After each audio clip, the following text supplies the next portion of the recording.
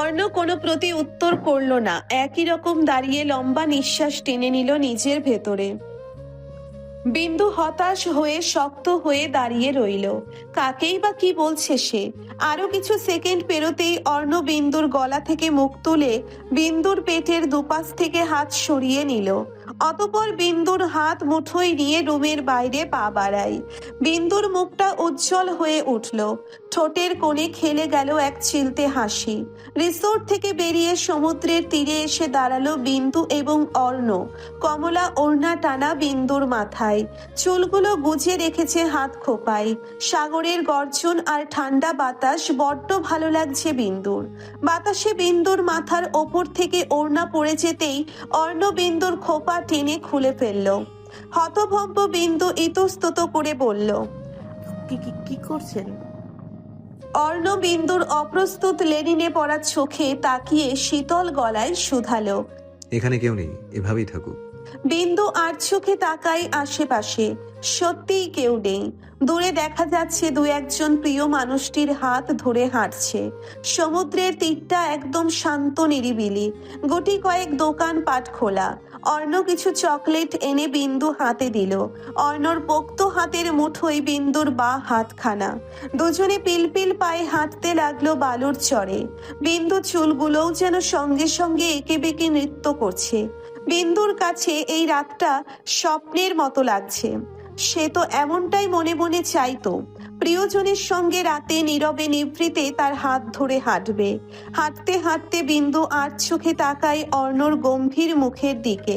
মেরুদণ্ড শটান করে চলতে থাকা পা, অন্য হাতে ফোন স্ক্রল করছে সে। চিরচেনা সেই নিরাসক্ত ভঙ্গি। হঠাৎই বিন্দুর মনে প্রশ্ন জাগে, আচ্ছা কখনো কি ভেবেছিল সে এই গম্ভীর কঠিন হৃদয় চেহারার মানুষটাই একদিন তার জীবন সঙ্গী হবে? এই সেই অর্ণ যে বরাবরই থাকতো তার অপছন্দের তালিকায়, সহ্য করতে পারতো না, আর আজ তার হাত ধরেই কিনা পূরণ হচ্ছে তার শখ, তার ছোট ছোট স্বপ্ন। ভাবলে যেন অবিশ্বাস্য লাগে, তবুও এটাই তো সত্যি। অর্ণ আর বিন্দু একটা বড় পাথরের উপর বসে পড়ল। সমুদ্রের ঢেউ এসে সজোরে এসে ধাক্কা খেয়ে যাচ্ছে পাথর ঘেঁষে। নিস্তব্ধ রাতে এই গর্জন কাছ থেকে দেখতে বেশ ভালো লাগে বিন্দুর। আশ্চর্যের বিষয় হলো এই গর্জন বিন্দু একটুও ভয় পাচ্ছে না, অথচ ওর ভয় পাবার কথা ছিল। ভয়েরাও বোধহয় বুঝে গেছে তার সঙ্গে তাদের দেবতা বসে আছে। জ্যোৎস্নার রাত, ফুটফুটে আলো, আশেপাশে সবকিছুই স্পষ্ট। বিন্দু চকলেটের খোসা ছাড়িয়ে মুখে পুরে নিল। হঠাৎ সমুদ্রের ঢেউয়ের দিকে তাকিয়ে রিনরিনে গলায় বলল, আচ্ছা কর্নেল সাহেব, আমি যদি সমুদ্রের ওই উতাল উত্তাল ঢেউয়ের সঙ্গে মিলিয়ে যাই, আপনি কি খুঁজবেন আমাকে? অর্ণ ফোন স্কেল করতে করতেই গম্ভীর গলায় শুধালো। হুম। বিন্দুর চোখে জমে থাকা কৌতূহল এবার যেন আরো একটু গাঢ় হলো। সে অর্ণর দিকে গভীর আগ্রহে তাকিয়ে মৃদু গলায় পুনরায় প্রশ্ন করলো। কেন? অর্ণ ফোন নামিয়ে বিন্দুর চোখে গভীরভাবে তাকালো। চোখে ছিল অনর এক দৃঢ়তা। তারপর নরম গম্ভীর কিন্তু স্পষ্ট কণ্ঠে বলল, বাসর করার জন্য। আচমকা অর্ণর মুখ থেকে এমন লাগাম ছাড়া কথা শুনে চমকাই থমকাই বিন্দু। হঠাৎ চকলেটটা গলায় আটকে গিয়ে বেচারি খুব খুব করে কাঁদতে লাগলো। চোখে মুখে থতমত ভাব, আচরণে ভীষণ অস্বস্তি। লজ্জায় মাথা নিচু করে ফেলল সে। মুহূর্ত আগে পর্যন্ত যে কৌতূহল নিয়ে অপেক্ষা করছিল, এমন উত্তর যে আসবে তা সে কল্পনাও করেনি। বিন্দুর মুখের ভঙ্গিমা দেখেই বোঝা যাচ্ছিল বিস্ময় আর সংকোচ একসাথে ওকে গ্রাস করেছে। অর্ণব ভ্রুকুচকে তাকিয়ে রইল বিন্দুর পানে। বিন্দু লজ্জার হাত থেকে রক্ষা পেতে এলোমেলো দৃষ্টি ফেলে মিনমিনে গলায় বলল, কেন? আচ্ছা আপনার ওয়েট কত? প্রশ্নটা করে নিজে বেয়াক্কেল বনে গেল বিন্দু। ধ্যাত, লোকটার কাছে থাকলে সবকিছু গুলিয়ে ফেলে যেন। কি থেকে কি বলবে যদি আবার দাবা মার্কা ধমক দেয়? সেই ভয়ে বুক ধরপড় করে মেয়েটির। তার আর দোষ কি? সব দোষ এই হনুমান মুখ লোকটার। বিন্দু ভেবেছে এই ফালতু প্রশ্ন শুনে অর্ণ বিরক্ত হয়ে বিশাল এক শক্ত ধমক দিবে। তবে মেয়েটিকে অবাক করে দিয়ে অর্ণ বলে ওঠে, হোয়াট? ওয়েট সামলানোর ভয় হচ্ছে? অর্ণর কথাটা শুনে হৃদয় কুঁচকে এলো বিন্দুর। হঠাৎ অর্ণর কথাটার মানে বুঝে উঠতে পারল না সে। তবে কয়েক সেকেন্ড পেরোতেই বিন্দুর মুখটা মুহূর্তেই লাল হয়ে উঠল। চোখ লুকিয়ে নিল সে, যেন মাটির ভেতর ঢুকে যেতে চায়। বর্বর লোকটির ভাষা দিন দিনই কেমন বেফাঁস হয়ে যাচ্ছে। বুকের ভেতর কেমন এক অজানা কাঁপুনি উঠল বিন্দুর। ইচ্ছে করছে দূরে কোথাও পালিয়ে গিয়ে নিঃশ্বাস নিতে। অর্ণর চোখে চোখ রাখতে পারে না বিন্দু। ভাষাহীন লজ্জা গায়ে যেন আগুনের মতো লেগে থাকলো। কিছু মুহূর্ত কাটলো নীরবে। বিন্দু ধুক ধুক করা বুকে সাহস সঞ্চয় করে চোখের ঘন পাপড়ি ঝাপটে অর্ণর দিকে তাকিয়ে বলল, ছি, কথার কি ছিরি? আপনি কি একটুখানি হেসে ভালো করে কথা বলতে পারেন না? হাসতেও কি ট্যাক্স দিতে হয়? অর্ণ কপাল কুঁচকে শুধালো, অযথা কেন হাসবো? Why, just explain it. পারে, আমি এত মজার কথা বলছি, চারপাশের কত সুন্দর একটা ওয়েদার। আপনার কি একটু ভালো লাগছে না? ভয় লাগছে না? অর্ণর একরোখা জবাব শুনে বিন্দু আর কৌতূহল সামলে রাখতে পারল না। ধুকপুক বুক নিয়ে মৃদু গলায় জিজ্ঞেস করলো, আনন্দ লাগছে না? অর্ণ ঠোঁট কামড়ে একরকম বাঁকা হাসলো। ধূসর চোখ দুটোতে জ্বলে উঠল কিছু। সে বিন্দুর কোমরে শক্ত করে হাত রাখলো। ধরাটা এমন গভীর যেন সে বিন্দুকে আর এক চুলো দূরে যেতে দেবে না। আস্তে করে বিন্দুর কোমর পেঁচিয়ে ধরে নিজের দিকে টেনে এনে গভীর গলায় বলল, রুমে চলো, প্র্যাকটিক্যালি দেখিয়ে দিচ্ছি। বিন্দু অর্ণর বুকের বাধা থেকে নিজেকে ছাড়িয়ে নিতে চেষ্টা করলো। অর্ণর কথাটা অতটা ঘাটল না সে। মনটাই তো এখন আতঙ্ক আর অস্বস্তিতে ছেয়ে গেছে। বিন্দু নিজেকে ছাড়ানোর চেষ্টা করতে করতে বলল, ছাড়ুন, আমি এখন রুমে যাব না, পরে যা দেখানোর দেখাইন। অর্ণ ছাড়ল না। বিন্দুর পিঠে চাপ প্রয়োগ করে আরো শক্ত করে চেপে ধরে নিজের সঙ্গে মিলিয়ে নিল। ঘোলাটে চোখে তাকালো বিন্দুর ঠোঁটের দিকে। লিপস্টিক বিহীন কমলার কোয়ার ন্যায় দুটো ঠোঁট, চকলেট লেগে আছে ঠোঁটের পাশে। অর্ণ মুখটা নামিয়ে আনলো মেয়েটার ঠোঁটের কাছাকাছি। অর্ণর ধূসর চোখজোড়া ইঙ্গিতপূর্ণ চাহনি বুঝতে পেরেই ছটফট করে উঠল বিন্দু। কম্পিত ঠোঁট দুটো নাড়িয়ে কাঁপা কাঁপা গলায় ফিসফিস করে বলে উঠল, না না না, কর্নেল সাহেব, না, এখানে না, কেউ দেখবে। বিন্দুর মুখের কথা শেষ হওয়ার আগেই একজোড়া শীতল দৃঢ় পুরুষালী ঠোঁট ঝড়ের বেগে লেপটে গেল তার কাঁপতে থাকা ঠোঁটে। সারা দেহটা মুহূর্তেই বিদ্যুৎ পৃষ্ঠের মতো ঝাঁকি খেলো বিন্দুর। বুকের ভিতরটা ধক ধক করে কেঁপে উঠল। আর চোখে মুখে ছড়িয়ে পড়ল অব্যক্ত বিস্ময়। কোনো পূর্বাভাস ছাড়াই অর্ণ তাকে নিজের ঠোঁটের সংস্পর্শে আবদ্ধ করলো। বিন্দু ছোটার জন্যে ছটফট করতেই অর্ণর পোক্ত দুহাতের একটাই বন্দি হয়ে গেল বিন্দুর নাজুক হাত জোড়া। আর অন্য হাতটা বিন্দুর খোলা চুল সরিয়ে গিয়ে থিতু হলো ঘাড়ের ওপর, কাঁপতে থাকা স্পর্শের গভীরে। চুম্বনটা ছিল দখলদারির মতো প্রগাঢ়, কঠিন, স্পষ্ট। ঝংকার দিয়ে কেঁপে উঠল বিন্দুর সর্বাঙ্গ। বিন্দু পালাতে চাইলেও পারল না। দম বন্ধ হয়ে আসা নিঃশ্বাসে, ভয়ে, লজ্জায় আর একরকম গোপন অস্থিরতায় শরীরটা থমকে দাঁড়ালো। মেয়েটির চোখে বিস্ময়, মনে বিদ্রোহ, কিন্তু ঠোঁটে তখনও রয়ে গেল অর্ণর স্পর্শের তীব্র ঘনত্ব। একটা চুম্বন যেন সব প্রশ্ন, সমস্ত জবাব, না বলা আবেগ আর একরোখা ভালোবাসার এক রাস ঘোষণা হয়ে ঠেকলো ওর হৃদয়ে।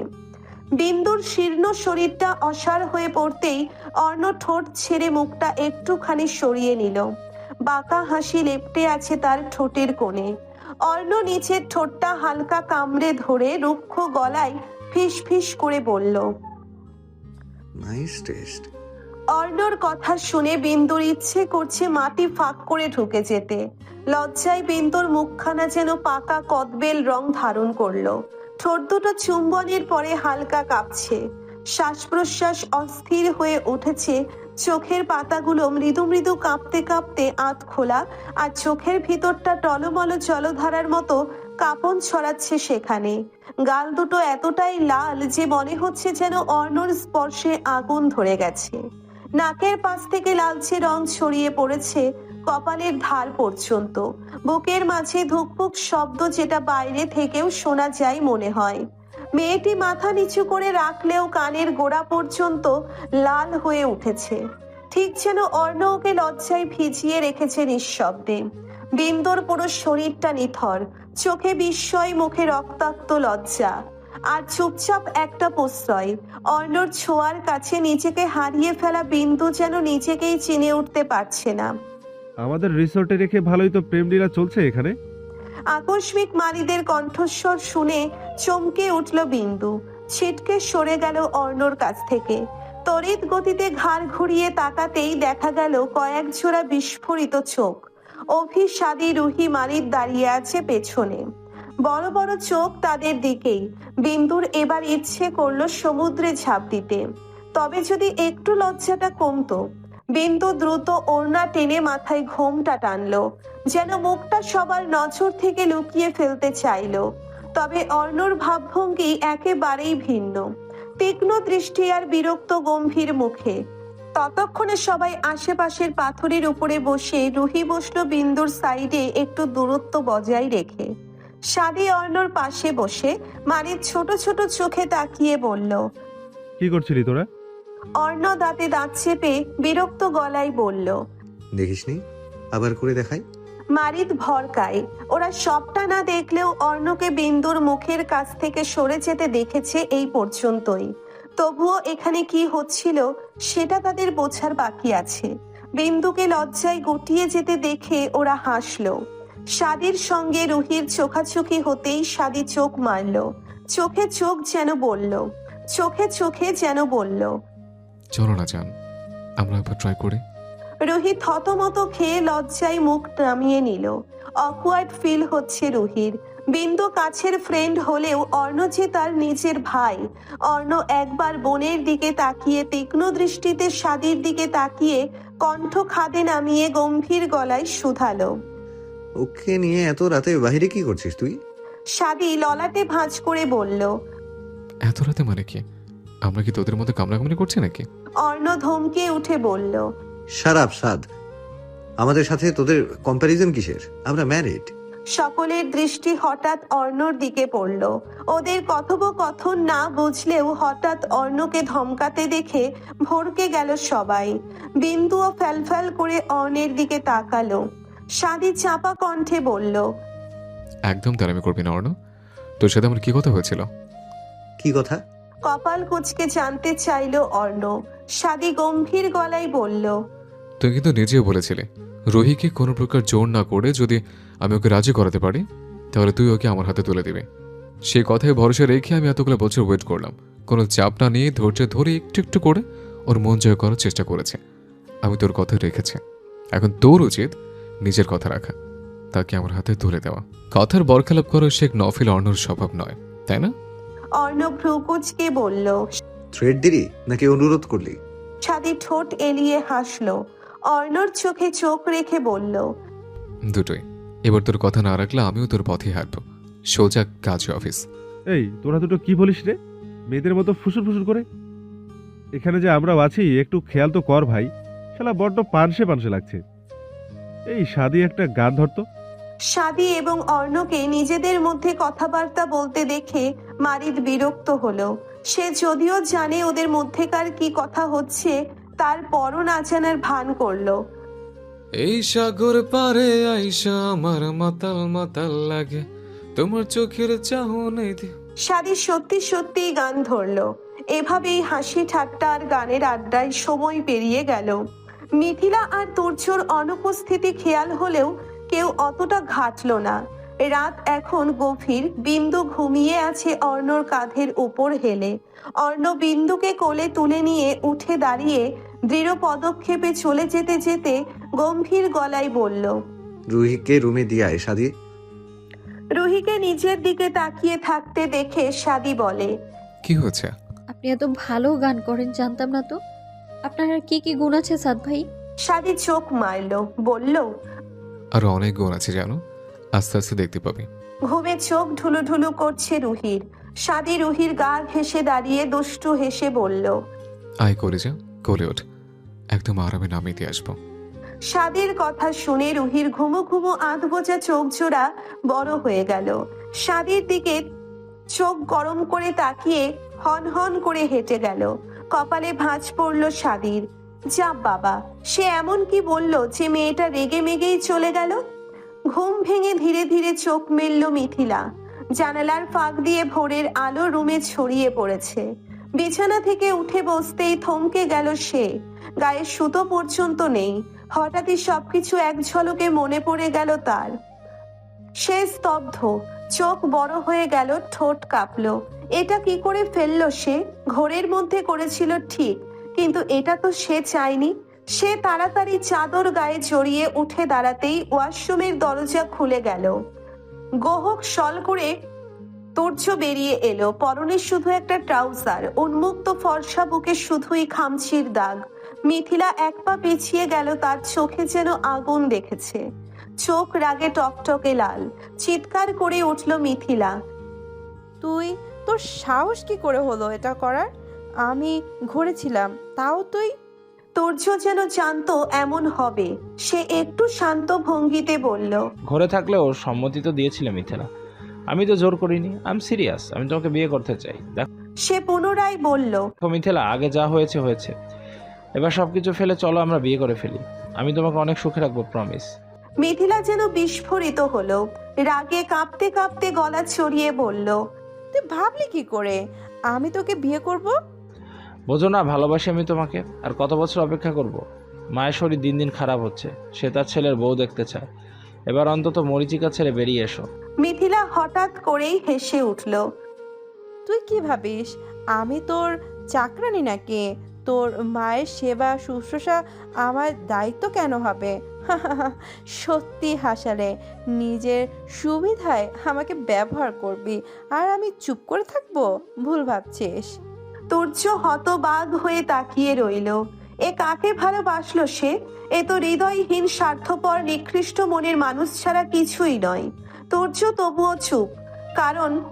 কারণ সে যে মেয়েটিকে ভালোবাসে। সে চায় মিথিলা তাকে বুঝুক। তাই তো তুর্য নরম গলায় বলে ওঠে, এসব তুমি কি বলছো মিথিলা? সে আমার মা, তুমি ভালো করেই জানো পৃথিবীতে মা ছাড়া আর কেউ নেই আমার। তুমি পুত্রবধূ হয়ে তার সেবা যত্ন করলে চাকরানি হয়ে যাবে। ওকে ফাইন, আমি কথা দিচ্ছি, তার কোনো যত্ন তোমার করতে হবে না। আমি প্রয়োজনে আরও লোক রাখবো তার জন্য। ফ্রেশ হয়ে চলো, বিয়ে করে ফেলি। বিয়ে করতে চাও আমাকে? তুমি দেখছি এখনো ভুলের রাজ্যে আছো। কি আছে তোমার? কেন বিয়ে করব তোমাকে? তোমার থেকে 1000 গুণ বেশি প্রপার্টি আছে অর্ণবের। রানীর মতো থাকবো আমি। তাছাড়া তোমাকে আমি আগেই বলেছি, তুমি আমার টিনেজার লাইফের ভালো লাগা ছিলে, এখন আর নেই। আমি তোমাকে ভালোবাসি না তুর্য, আমি ভালোবাসি অর্ণকে, বুঝেছো? আমি শুধু তার। তুর্যর মুখ থমকে গেল। কিয়ৎক্ষণ স্তব্ধ হয়ে দাঁড়িয়ে রইল সে ভেবেছিল মিথিলা বোধহয় এবার তার হয়েছে। গতরাতে মিথিলা নিচে থেকেই তুর্যকে উস্কে দিয়েছে, রেসপন্স করছে। কেন এবার তুর্য সহ্য করবে না কিছুতেই? আজ পর্যন্ত তুর্য কখনোই জোর করেনি কিংবা খারাপ আচরণ করেনি। এবার নিজেকে সামলাতে পারছে না সে। তুর্য মিথিলার গলা চেপে ধরে হিসিয়ে বলে, অন্যকে ভালোবাসিস? Why did you have sex? কথা বল মিথিলা, তাহলে আবার আমাকে ধোকা দিলি কেন? কেন আবার আমার সাথে সেক্সুয়াল ইন্টারকোর্স হলি? জবাব দে। মিথিলা জোরপূর্বক নিজেকে ছাড়িয়ে নিল, ফুঁসে উঠে বলল, এটা তোমার দোষ। তুমি কেন আমার রুমে এসেছো? কেন আমার কাছে এসে আমাকে সিরিয়াস করেছো? তোমাকে ডেকেছি আমি? তুর্য তাচ্ছিল্যভাবে হাসলো। এখানে সব দোষ আমার হয়ে গেল। আচ্ছা, এবার না হয় আমি ভুল করেছি। আগেরবার সেদিন তো তুমিই প্রথম চেয়েছিলে, তাই না? কেন? মিথিলা এবার বাঁকা হেসে বলে উঠল, কেন সুখ পাওনি তুমি? কে আগে এসেছে কে পরে এসেছে, this is not a subject. So Turya, দুজন অ্যাডাল্ট ছেলে মেয়ের মাঝে সেক্সুয়াল খুব সাধারণ বিষয়। তুমি নিজেও কিন্তু মজা লুটেছ। এখন আমার রুম থেকে বেড়ে যাও। আজকের পর থেকে যেন তোমার মুখটা না দেখি। তুর্যর মুখটা বিদ্বেষে কঠিন হয়ে উঠল, চোখে যেন এক রাশ আগুন। এক মুহূর্তেই তার সমস্ত মোহ ভেঙে খান। নিচু গলায় কিন্তু ছুরির মতো ধারালো কণ্ঠে সে বলল, নিজের ওপর ঘৃণা লাগছে রীতিমতো। তোকে ভালোবেসেছিলাম, ঘৃণা লাগছে তোকে ছুঁয়েছিলাম বলে। তোর মতো একটা নিকৃষ্ট মেয়ের জন্য সব কিছু ফেলে ছুটে এসেছি এখানে। তোদের কাছে সব কিছুই না, খেলনা। বলতো আমার মতো আর কজনকে এভাবে ঠকিয়েছিস? কিন্তু ছুরির মতো ধারালো কণ্ঠে সে বলল, এটা আমার পার্সোনাল ইস্যু তুর্য। তোমাকে কে বলেছে নাক গলাতে? নিজের কাজ করো। আমার জীবন নিয়ে মন্তব্য করার কোনো অধিকার তোমার নেই। মিথিলা ঠোঁট টিপে তীব্র ঠান্ডা গলায় বলল। তোরজোর চোখের ভাষা যেন আগুন ছড়াচ্ছে। একসময় সে চোখ ছিল আকুলতা, ভালোবাসা। সেই চোখেই এখন ঘৃণার বিষ। মিথিলার কথায় যেন আরো একবার ছ্যাঁকা খেলো সে। ঠোঁট কাঁপছে, ভেতরে জমে থাকা যন্ত্রণার বিস্ফোরণ ঘটলো এবার। Personal issue? তোকে মানুষ ভেবেছিলাম বলে তো নিজেকে নিয়ে আজ ঘৃণা হচ্ছে। ঘৃণা লাগছে নিজেরই উপর। তোকে ভালোবেসেছিলাম, তোকে বিশ্বাস করেছিলাম, এমনকি তোকে ছুঁয়েও ছিলাম। ঘৃণার চূড়া ছুঁয়েছি আজ। তুই একটা নিকৃষ্ট মেয়ে মিথিলা, যাকে ভালোবাসা বলে কিছুই স্পর্শ করে না। তোর কাছে শরীর আর সম্পর্কের মধ্যে কোনো পার্থক্য নেই। তুই ব্যবহার করেছিস আমার আবেগ, আমার বিশ্বাস, আমার ভালোবাসাকে, খেলেছিস সব কিছুর সঙ্গে। I hate you Mithila. আজ থেকে এই নামটা শুনলেও ঘৃণায় গা গুলে উঠবে আমার। আজকের পর থেকে মিথিলা নামে কেউ নেই আমার জন্য। তোর মতো মেয়ে ভালোবাসার যোগ্য না। আর যাকে পাওয়ার জন্য তুই এতটা নিচে নামলি, চরিত্র বিকিয়ে দিলি, জানিস তাকেও তুই কোনোদিন পাবি না। সে অনেক আগে অন্য কারো হয়ে গেছে। তুই আজীবন একা থাকবি, ভালোবাসাহীন নিঃস্ব পচন ধরা একা জীবন ধুকবি তুই। তোর জীবনে কেউ আসবে না আর। আসলেও তোর ভেতরের পচা গন্ধটা টের পেয়ে মুখ ফিরিয়ে নেবে। কারণ তুই কিছু না, তুই একটা ভুল, একটা নোংরা ভুল, যেটাকে আমি ভালোবেসে নিজের জীবনটা কলঙ্কিত করেছি। তোরজোর চোখ দুটো রাগে লাল, বুকের ভিতর হাহাকার আর ঘৃণা গর্জে উঠছে। তোরজো নিজের কথা শেষ করেই রুম থেকে গটগট করে বেরিয়ে গেল। মিথিলার অবশ্য এসব কথাই কোনো এফেক্ট পড়লো না। তোরজোর ঘৃণা তার কিছুই আসে যায় না। তার কানে শুধু বাজলো অর্ণ তার হবে না, সে অন্য কারো। মিথিলার শরীরে জড়ানো চাদরটা শক্ত করে চেপে ধরে চিৎকার করে উঠে বলল, তুমি অন্য কারো হতে পারো না অর্ণ, হতেই দেব না আমি। তুমি আমার, শুধু আমার। আমাদের মাঝে যে এসেছে তাকে আমি মাটিতে গুঁড়িয়ে ফেলবো। সকাল 7টা। রুমের জানালা আধা খোলা, পাতলা পর্দা দোল খাচ্ছে হালকা সাগর হাওয়ায়। সোনালি রোদ এসে ছুঁয়ে যাচ্ছে বিছানার সাদা চাদর। বিছানার একপাশে বিন্দু এখনো গুটিসুটি হয়ে ঘুমিয়ে আছে। গতকাল রাতে দেরিতে ঘুমানোর দরুন সকালে উঠতে দেরি হয়ে গেছে। এমনিতেই এখানে এসে নামাজ রোজা লাটে উঠেছে। বড্ড অনিয়ম হচ্ছে। সকালের উষ্ণ সূর্যের আলো চোখে পড়তেই ঘুম ভাঙল বিন্দুর। ঘুমের ঘোরে পাশে হাত বাড়িয়ে হাতড়ে বুঝলো বিছানা ফাঁকা। বিন্দু পূর্ণ দৃষ্টি মেলে তাকিয়ে দেখলো রুমটা সম্পূর্ণ ফাঁকা। অর্ণর টিকিটাও নেই, অথচ আশেপাশে ছড়িয়ে আছে একটা চেনা ঘ্রাণ। ডিওর শোভাসের সেই উষ্ণ পুরুষালী সৌরভ, যেটা বিন্দুর মনে গেঁথে গেছে অর্ণর সাথে। বিন্দু হামি দিয়ে উঠে বিছানায় বসে। হঠাৎ ওয়াশরুমের দরজা পেরিয়ে রুমে ঢুকলো অর্ণ। ভেজা চুল পেছনে হাত দিয়ে ঠেলে রেখেছে, গায়ে ঢিলে ঢালা হালকা ধূসর শার্ট, হাত গুটানো, আর নিচে স্টোন ওয়াশড জিন্স, পায়ে সাদা স্নিকার্স। ঘাড়ের পাশে সেই পারফিউমের মৃদু গন্ধ এখনো লেগে আছে। বিন্দু অর্ণকে দেখেই তড়িঘড়ি করে বুকের ওড়নাটা শরীরে পেঁচিয়ে মাথায় ঘোমটা টেনে নিল। সে ভেবেছিল অর্ণ রুমে নেই। অর্ণর চোখে ঝিম ধরা বিন্দুর দিকে তাকিয়ে ঠান্ডা গলায় বলল, উঠে ফ্রেশ হয়ে সবকিছু প্যাকিং করে নাও। বিন্দু আস্তে আস্তে চোখ তুলে তাকিয়ে মৃদু গলায় বলল, আজকে কি চলে যাচ্ছি আমরা? অর্ণ পায়ের জুতার ফিতে বাঁধতে বাঁধতে গম্ভীর স্বরে শুধালো, অলরেডি 3 দিন নষ্ট হয়েছে আমার। প্যাক করে রাখো, শপিং শেষ করেই দেন ঢাকায় ব্যাক করব। নিজের বাক্যটুকু শেষ করেই অর্ণ চলে গেল রুম ছেড়ে। রুম জুড়ে তখনও সেই ডিউর শোভাসের সুঘ্রাণ ভাসছে। বিন্দু চোখ কুচকে অর্ণর গমন পানে তাকিয়ে আছে। আসলেই লোকটা একটা গিরগিটি। রাতেও কি সুন্দর করে কথা বলল, আর এখন কণ্ঠে যেন ছুরি চালাচ্ছে। রাতের কথা মনে পড়তেই লজ্জায় লাল হয়ে উঠল বিন্দু। না, লাগামহীন অর্ণর থেকে গম্ভীর অর্ণর ঢের ভালো। ওরা সবাই সুগন্ধা বীজ মার্কেটে গেল। সেখানে খুব ভালো খাবার পাওয়া যায়, যেগুলো সচরাচর অন্য কোথাও দেখা যায় না। খোলা আকাশের নিচে খেতে অন্যরকম এক অনুভূতি। মিষ্টান্ন, মাটির পাত্রে দই, সাগর পাড়ের ক্ষীর, স্থানীয়ভাবে তৈরি খাঁটি গরুর দুধের মিষ্টি। দই বা ক্ষীর খুবই কম মেলে ঢাকায় বা অন্য শহরে। রূপচাঁদা, লইট্টা, কোরাল, পমফ্রেট, চিংড়ি ইত্যাদি মাছের ঝাল ভুনা, বারবিকিউ ও ফ্রাই, নারকেল দুধে চিংড়ি বা মাছের ঝোল কক্সবাজারের একটি স্বাদবর্ধক খাবার, যেখানে তাজা মাছ বা চিংড়ি রান্না হয় নারকেল দুধে। ওরা ঘুরে ঘুরে দেখছে, যার যেটা ভালো লাগছে খাচ্ছে। খাওয়া দাওয়া শেষ করে গেল শপিং করতে। রুহি আর বিন্দু ঘুরে ঘুরে দেখছে সাজ্জাদ রেজার জন্য, মীরার জন্য, ঝুমার জন্য, সারফারাজের জন্য বাদ পড়েনি মেহেদি এবং বৃষ্টিও। বৃষ্টির পা ভালো থাকলে ওদেরও নিয়ে আসা যেত, কতই না ভালো হতো। বিন্দু মেহেদির জন্য একটা খুব সুন্দর ঘড়ি কিনেছে। বিন্দু চোরা চোখে চাইলো অর্ণর দিকে। লোকটা 2 রাত দূরে দাঁড়িয়ে সাদির সঙ্গে কথা বলছে।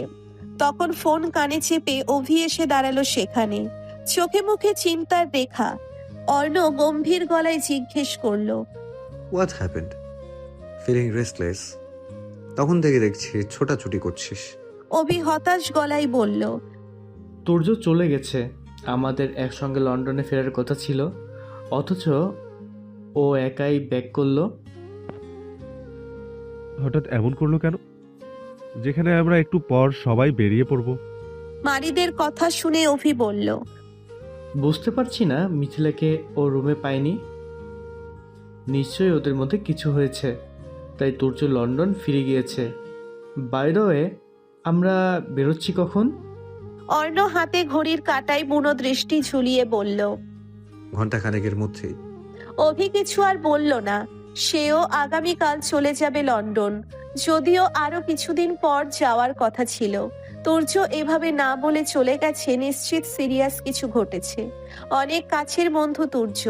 রুহি কিছু ঝিনুকের মালা হাবিজাবি নেড়ে চেড়ে দেখছে, যেটা ভালো লাগছে নিচ্ছে। অর্ণ এসে রুহির পাশে দাঁড়িয়ে গম্ভীর গলায় শুধালো, চড়ুই কই? এখনো হয়নি তোদের? রুহি আশেপাশে চোখ বুলিয়ে খুঁজলো, কিন্তু বিন্দুর টিকিটাও নেই কোথাও। কেনাকাটা করাই এতটাই ব্যস্ত ছিল বিন্দুর দিকে খেয়াল করেনি।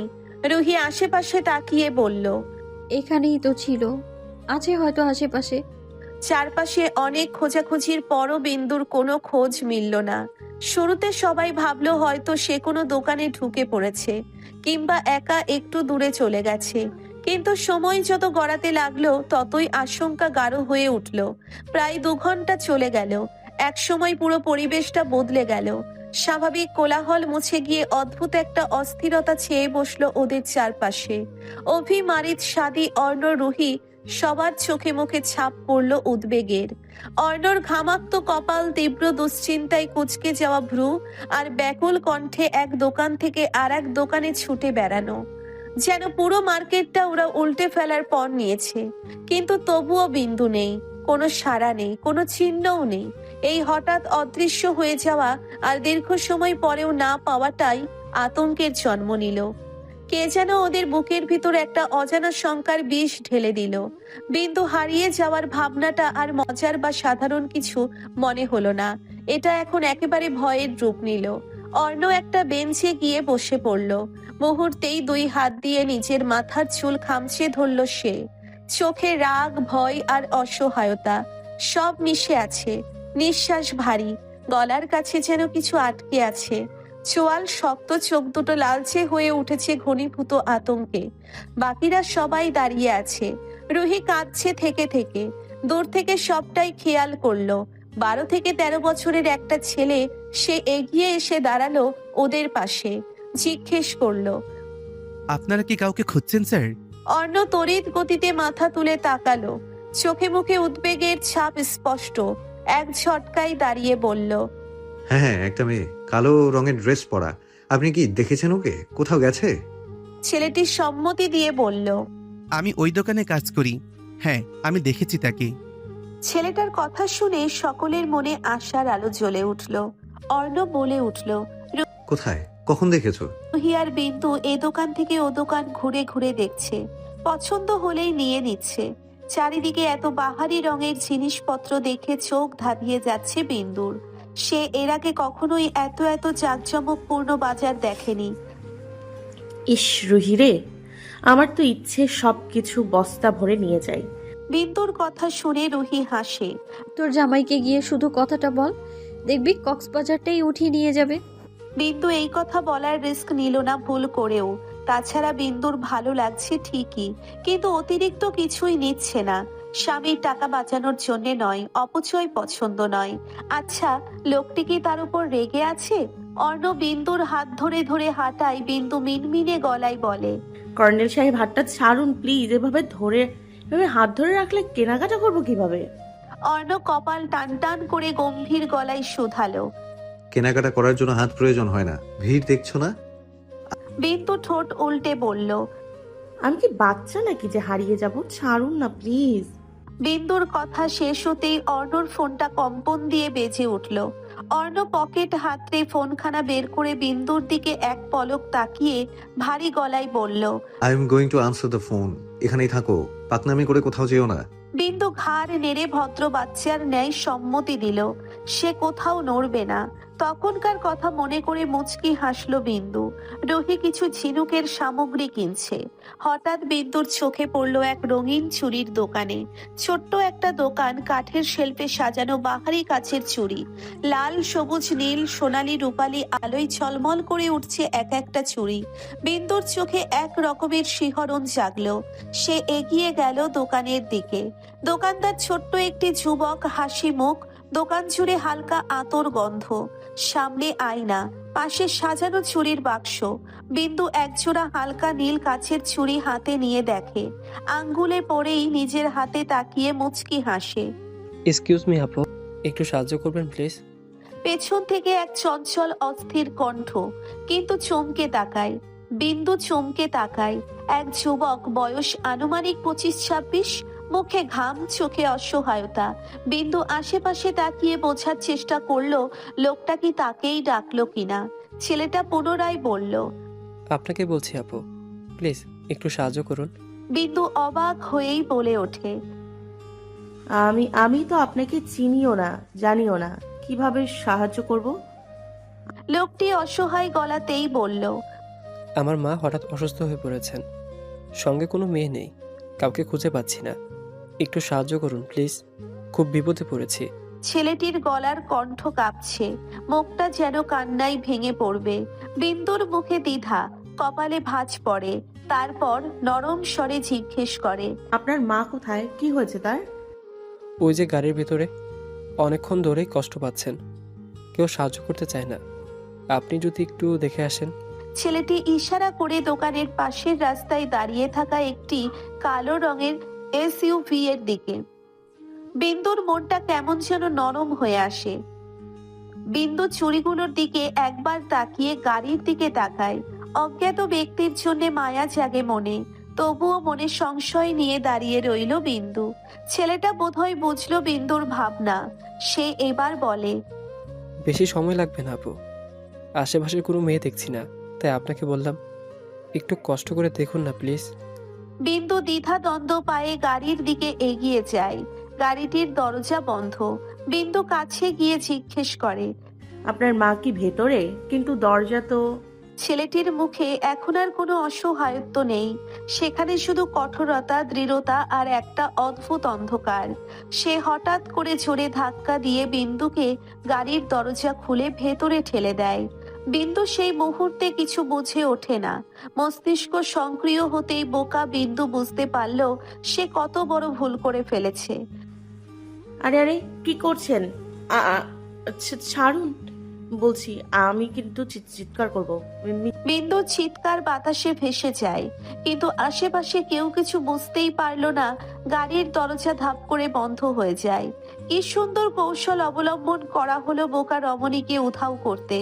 বাইরে সূর্য এখনো সোনালি আলো ছড়াচ্ছে, সমুদ্রের ঢেউ ছুটছে তেমনি ছন্দে, কিন্তু সেই সৌন্দর্যের মাঝে হারিয়ে গেল একটা নিরপরাধ মেয়ে। বিবেক আর বিশ্বাসের ফাঁদে পা দিয়ে দোকানি ছেলেটির মুখ থেকে সবটা শুনে স্তব্ধ বাক্রুদ্ধ হয়ে বসে রইল সবাই। ভাইয়ের হাতে চড় খেয়ে রুহি গালে হাত দিয়ে গুনগুন করে কাঁদছে। অর্ণ অতি গম্ভীর মুখে চুল খামচে ধরে বসে আছে। সাদি রুহির কান্নারত মুখের দিকে তাকিয়ে দীর্ঘশ্বাস ছাড়ল। রুহির দিক থেকে চোখ সরিয়ে ছেলেটির দিকে তাকিয়ে বলল, এই কথাগুলো আগে কেন বললে না? যাই হোক, তুমি তো বলেছিলে একটা কালো গাড়ি ওকে নিয়ে গেছে। ছেলেটা একটু ভয়ে ভয়ে বলল, ক্ষমা করবেন স্যার, আমি শুধু মেইন সড়কে উঠে দেখেছিলাম, দোকান মালিক ডাক দেওয়ায় আমি আর দেখতে পারিনি। আপুটা একা ছিল, আমাদের দোকান থেকে চুড়ি কিনেছিল। আপনারাই যে তার গার্ডিয়ান সেটা তো জানতাম না। আসলে কাউকে বলার পর যদি কোনো ঝামেলায় পড়ে যায় সেই জন্য। ছেলেটার কথা সম্পন্ন করার পূর্বেই অর্ণ থমথমে বজ্র গম্ভীর গলায় বলল। গাড়িটির নাম্বারটা বলতে পারবে? ছেলেটা একটু ভাবার ভঙ্গিকে বলল। হ্যাঁ স্যার, ঢাকা মেট্রোর 13 99 99। আচ্ছা অর্ণ, এটা কারা করেছে বলে মনে হচ্ছে তোর? সাদির কথা শুনে অভিও সাই দিয়ে বলল। বিন্দুর মতো একটি সহজ সরল মেয়েকে কিডন্যাপ করবেই বা কেন? অর্ণ উঠে দাঁড়ালো, ভয়ঙ্কর শীতল গলায় বলল। খান বাড়িতে কবর খুঁড়ে রাখ অভি। আমার কলিজায় হাত দেওয়ার পরিণাম আইসয়ের নিশ্চিত ভয়ঙ্কর মৃত্যু। অভি সহ সবাই চমকায় থমকায় অর্ণর কথা শুনে। কি বলে গেল অর্ণ? অর্ণ গাড়ির ড্রাইভিং সিটে বসে চাবি দিয়ে লক খুলতে খুলতে দাঁতে দাঁত পিষে বিড়বিড় করে আওড়ালো। ওই ফুলের পুষ্পস্নিগ্ধ দেহে যদি চুল পরিমাণ কলঙ্ক লাগে, আমি তোকে ক্ষমা করব না চড়ুই। বিন্দু নিখোঁজ, এই কথাটা কানে আসতেই মেহেদির বুকের ভিতরটা ধসে পড়ে। ফোনটা হাতে নিয়ে কাঁপতে থাকা আঙ্গুলে বারবার স্ক্রল করে, বারবার পড়ে সেই বার্তা। মাত্রই বিষয়টি নিশ্চিত করে রুহি। সে কি কান্না মেয়েটির! মেহেদি চাচার সাথে অফিসে যাবার জন্য কেবলমাত্র রেডি হয়েছে। আলম সাহেব মেহেদিকে অফিসে রেখে কোথাও যাবেন বলেছেন। হঠাৎ এমন একটি সংবাদে থমকে গেছে মেহেদির পৃথিবী। তার চোখে ভেসে ওঠে বিন্দুর মুখ, সেই মুখ যে মুখটা সে দেখতে চায় না, ভুলতে চায়, তবু প্রতিদিন অজান্তেই চোখে ভাসে। মেহেদি হাতের ফাইলটি ফেলে রেখে হন্তদন্ত করে রুম থেকে বেরোয়। খাবার টেবিলে খাবার সাজিয়ে রাখছেন মাছুমা বেগম এবং মনোয়ারা বেগম। ছেলেটাকে না খেয়ে চলে যেতে দেখে পিছু ডাকে মনোয়ারা বেগম। এই বাবু, না খেয়ে কোথায় যাচ্ছিস? খেয়ে তারপর বের হ। মায়ের ডাকে দাঁড়িয়ে পড়ে মেহেদি, কিছুটা অস্থির গলায় বলে। খাবার সময় নেই মা, চাচাকে বইলো আজকে আমি আর অফিস যেতে পারবো না। বিন্দু কিডন্যাপ হয়েছে, আমি কক্সবাজারে যাচ্ছি, কখন ফিরবো বলতে পারছি না। ড্রয়িং রুমে বসে টিভি দেখছিল বৃষ্টি। বিন্দু কিডন্যাপ হয়েছে শুধু থমকায়। ক্রাচে ভর দিয়ে উঠে দাঁড়াতে দাঁড়াতে অস্থির কণ্ঠে বলল। কি? বিন্দু কিডন্যাপ হয়েছে? কখন হলো? সকালেও তো কথা বললো আমার সাথে। আমিও যাব, আমাকেও তোর সঙ্গে নিয়ে চল প্লিজ। তাড়াহুড়ো করে দাঁড়াতে গিয়ে বৃষ্টি নিজের ব্যালেন্স হারিয়ে পড়ে যেতে নিলেই মেহেদি ছুটে এসে ধরে ফেলল। ধমক দিয়ে বলল। কি করছিস? এখনই তো পড়ে যেতিস। তোকে নিচে আসতে কে বলেছে? বৃষ্টি মেহেদির কথা পাত্তা দিল না। এমনিতেই ওদের মধ্যে তেমন একটা কথা হয় না। বৃষ্টি নিজেকে ছাড়িয়ে ক্রাচে ভর দিয়ে দাঁড়িয়ে বলল। আমি যাব, আমাকেও নিয়ে চল। চোখ টলবল করে উঠল বৃষ্টির। বিন্দুর নিখোঁজ হওয়ার খবরটা শুনে বুকের ভিতর হঠাৎই অস্থিরতা খেলে গেল। মেহেদির চেতনায় যেন ঝড় উঠল। অদ্ভুত এক কষ্ট, বুকের মাঝে জমে থাকা দীর্ঘশ্বাস যেন হঠাৎ জেগে উঠেছে। বৃষ্টির চোখের জল দেখে মেহেদির ভিতরটা কেমন ছ্যাদ করে উঠল। কি এক জটিল ফাঁসে আটকে গেছে সে। আজকাল মেয়েটির কষ্ট একদম দেখতে পারে না। কেন? কই, আগেও তো কত কেঁদেছে বৃষ্টি, তখন তো এমন লাগেনি। নিজের ওপর নিজেই বিরক্ত হয় ছেলেটি। কি হচ্ছে তার? আর বিন্দু? বিন্দু ছিল মেহেদির একতরফা ভালোবাসার নাম, যেই ভালোবাসার কথা বিন্দু কোনোদিন জানতেই পারবে না, না মেহেদি জানতে দিবে, জানার সুযোগও দিবে না। বিন্দুর তো এখন আরেকজনের, এক কর্নেলের ঘরণী সে সারা জীবন বন্ধু হয়েই থাকবে, সে সারা জীবন বন্ধু হয়েই থাকতে চাই, ব্যাস। না, এখন আর হয়তো ভালোবাসা নাই, দাবি নেই, কিন্তু আজ যখন শুনলো বিন্দু নিখোঁজ, তখন বুকের গভীরে কোথা থেকে যেন এক বিষণ্ণ ঢেউ আছড়ে পড়ল। নিজেকেই প্রশ্ন করলো মেহেদি, এই কষ্ট কি ভালোবাসার? না, ভালোবাসা বলে কিছু আর অবশিষ্ট আছে বলে মনে হয় না। দাবি তো নেই, তবুও কেন মনটা এইভাবে ছটফট করে উঠছে? মেহেদি দরজার দিকে এগিয়ে যাচ্ছিল। বৃষ্টি মেহেদির পরনের শার্ট খানা পেটের কাছ থেকে খামছে ধরে। মেয়েটির মুখটা কাদা ভেজা শিশুর মতো ক্লান্ত আর উদ্বিগ্ন।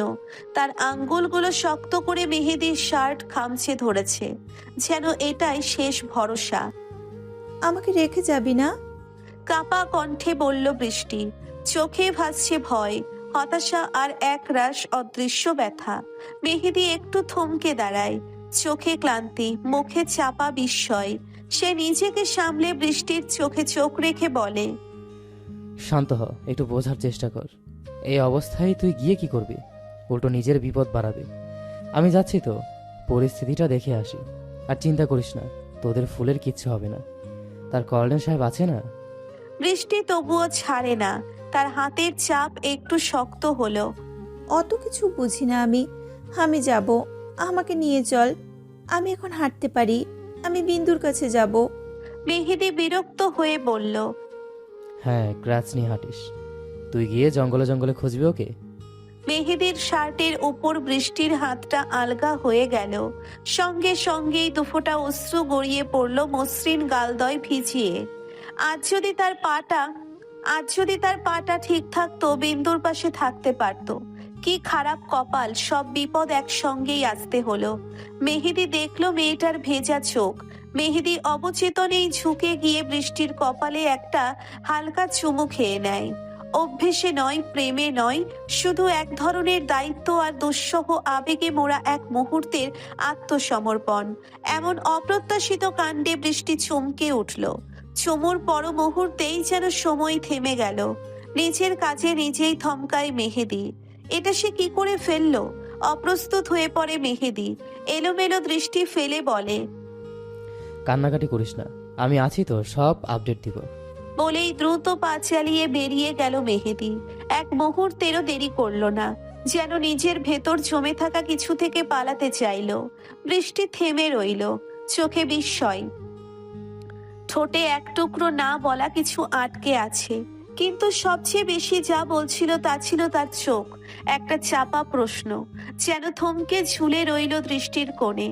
এই কি ছিল শুধুই শান্ত করার স্পর্শ, নাকি কিছু অতল, অস্বীকার করা যায় না এমন কিছু? শ্বাস আটকে এলো বৃষ্টির। ভেতরের কোথাও যেন নরম কিছু গলে যেতে লাগলো। চোখ আবার ভিজে উঠল। এইবার শুধু উদ্বেগে নয়, একটা অজানা টান আর ভেতরের কাঁপুনিতে। একটি চেয়ারে জ্ঞানহারা অবস্থায় বসে আছে বিন্দু। মাথাটা ঢলে পড়ে আছে চেয়ারের হাতলে। অচেতন বিন্দুর সামনে দাঁড়িয়ে আছে দুইটা মেয়ে এবং দুইটা ছেলে। একটি মেয়ে বিন্দুর দিকে তাকিয়ে বিরক্ত গলায় বলল, এটাকে কি দিয়েছিস? এটার এখনো জ্ঞান ফিরছে না কেন? একটি ছেলে সঙ্গে সঙ্গেই বলে ওঠে, ক্লোরোফর্ম দিয়েছিল ম্যাম, মেয়েটা বেশ চিল্লাচিল্লি করছিল। দ্বিতীয় মেয়েটি বলল, পানি মারো, এমনিতেই অনেক সময় নষ্ট হয়েছে, ওর জন্য আর 1 মিনিটও টাইম নেই আমার। আদেশ পেতেই ছেলেটি বিন্দুর গায়ে এক জগ পানি ছুঁড়ে মারে। ঠান্ডা পানির ছিটা চোখে মুখে পড়তেই নড়ে চড়ে উঠল বিন্দু। ঢিপ ঢিপ করে চোখ মেলে তাকালো। দৃষ্টি এবং মস্তিষ্ক দুটোই শূন্য। আস্তে আস্তে চোখ খুলে তাকাতেই চোখের সামনে ভেসে উঠল এক পরিচিত মুখ। বিস্মিত বিন্দুর কণ্ঠ থেকে অস্পষ্ট স্বরে বেরিয়ে এলো, মিথিলা আপু। মিথিলা বাঁকা হেসে বলে ওঠে, কেন অন্য কাউকে এক্সপেক্ট করেছিলে? ভেবেছিলে ভালোবেসে তোকে আদর করতে নিয়ে যাচ্ছে এরা? বিন্দু হতভম্ব। মিথিলার কথা শুনে সে অবাক দৃষ্টিতে তাকিয়ে রইল। পাশের মেয়েটিকে চিনতে তার একটুও কষ্ট হলো না। প্রণালী, যার সঙ্গে গ্রামে বিয়ে বাড়িতে মিথিলার খুব ভালো বন্ধুত্ব গড়ে উঠেছিল। কিন্তু এরা তাকে এভাবে কিডন্যাপ করে নিয়ে এলো কেন, তা কিছুতেই বুঝে উঠতে পারল না বিন্দু। সে চারপাশে তাকালো। নির্জন পরিবেশ, কোথাও কোনো জনমানবের সারা শব্দ নেই। হাওয়ার মধ্যে একটা অদ্ভুত গা ছমছমে শব্দ বয়ে চলেছে।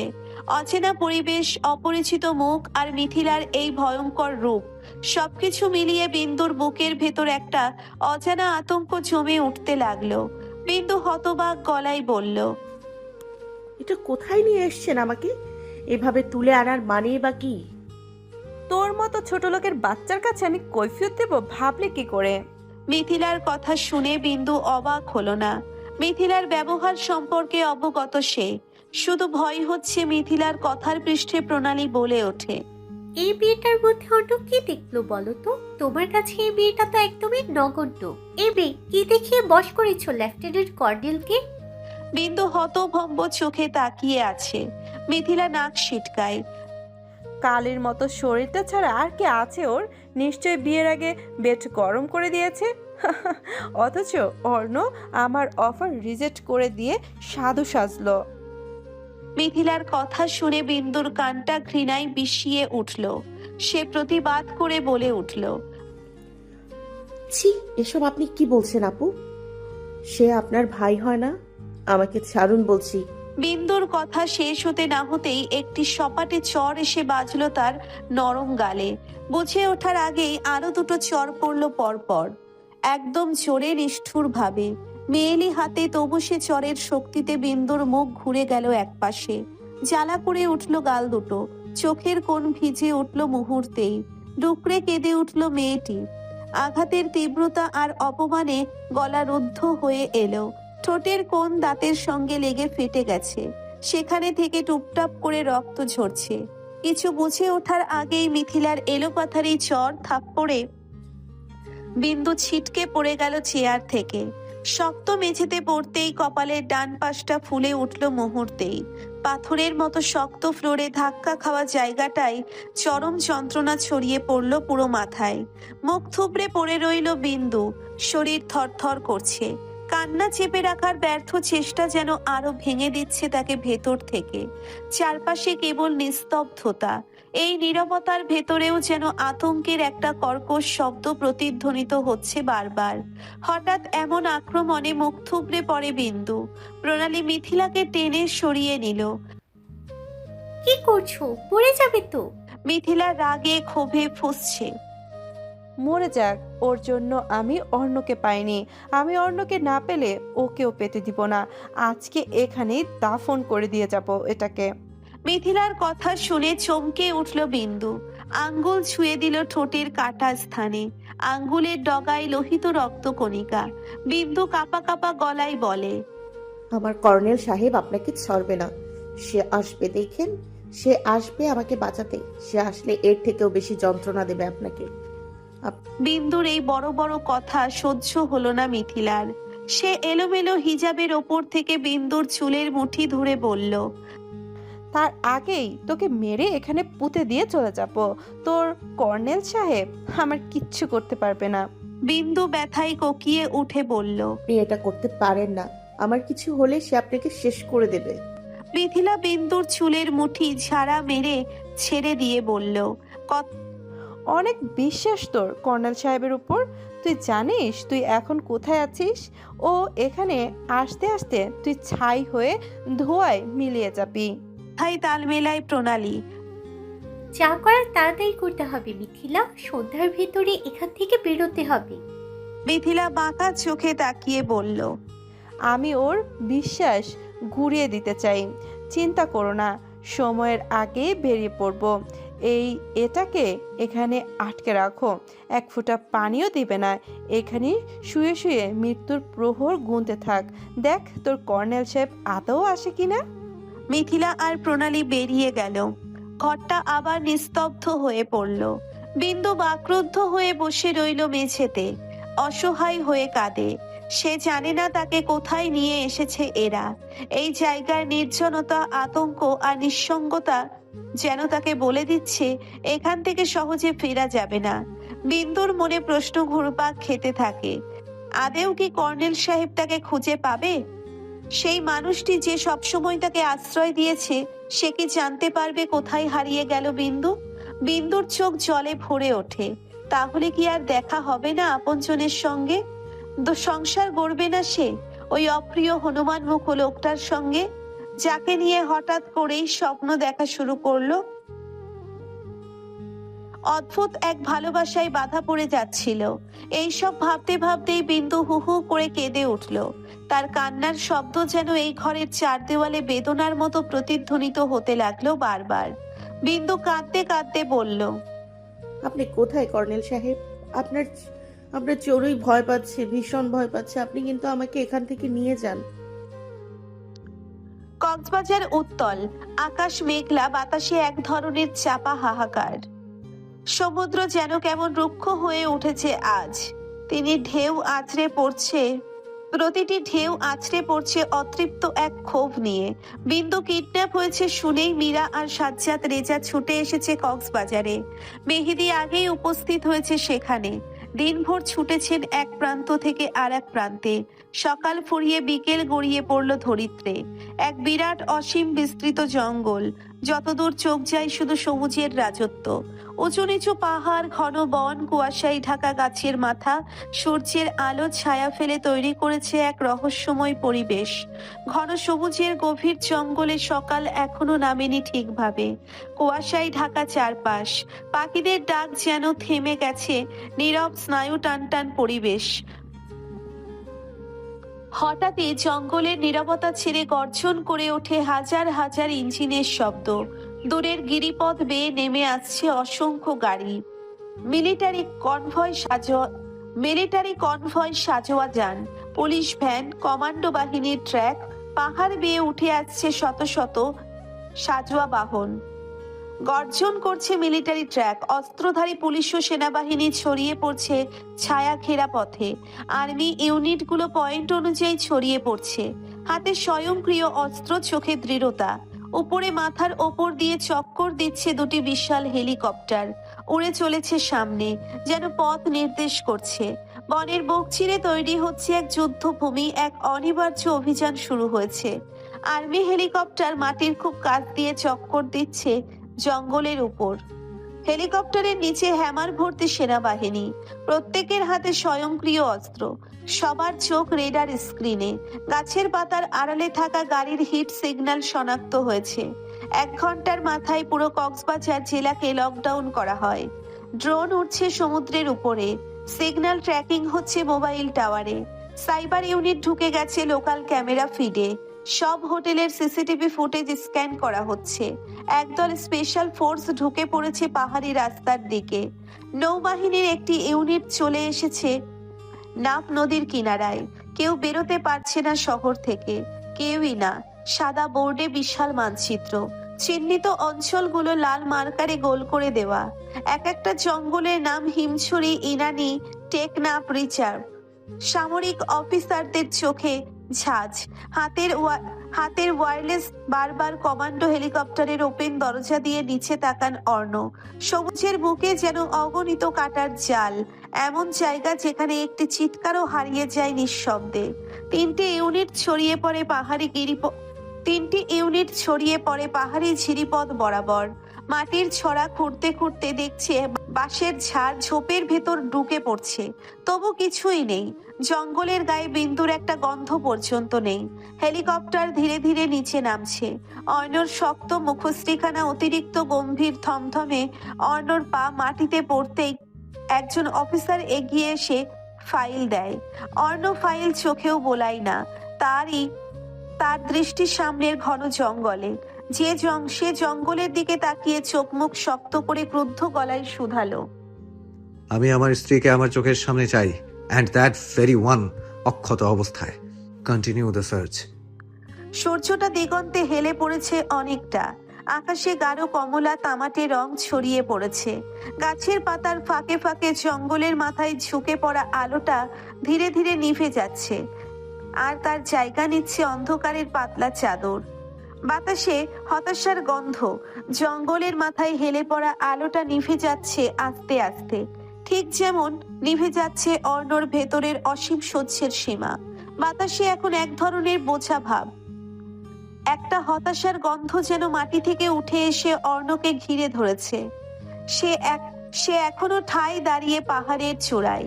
সামনে অসীম সবুজে ভরা অথচ ভয়ঙ্কর নিঃশব্দ এক জঙ্গল। হঠাৎ করেই অর্ণর চোখের ভেতর জমে থাকা বজ্রপাতের মতো ব্যথাটা ফেটে পড়ল। সে হাঁটু গেড়ে বসে পড়ল শক্ত পাথরের ওপর। 2 মুঠো মাটি চেপে ধরল এমন ভাবে যেন সারা পৃথিবীটা ধরে ফেলবে হাতে। মাথা উঁচু করে আকাশের দিকে তাকিয়ে এক বিকট দীর্ঘ বুক ফাটা চিৎকার করে উঠল, জান, কোথায় তুই? Please come back. তুই না, নিঃশ্বাস চলছে না আমার। অর্ণ চিৎকার করে উঠল। আকাশ ফুঁড়ে বেরিয়ে গেল সেই আর্তনাদ। মুহূর্তেই জঙ্গলের নিস্তব্ধতা কেঁপে উঠল।